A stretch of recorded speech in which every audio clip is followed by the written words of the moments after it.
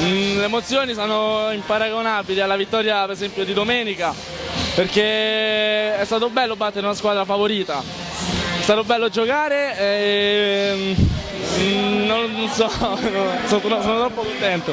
Senti, coach Baldovin ti ha dato fiducia e anche oggi hai giocato un'ottima partita anche a servizio.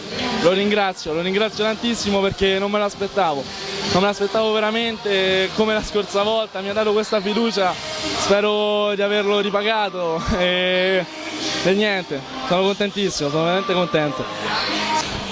Andrea Garghella, uomo servizio in questa partita con Sora. Sì, vabbè, per una volta non lo sono in allenamento, mi prendono sempre in giro perché non mi sopportano in battuta, almeno per una volta l'ho fatto in partita, dai.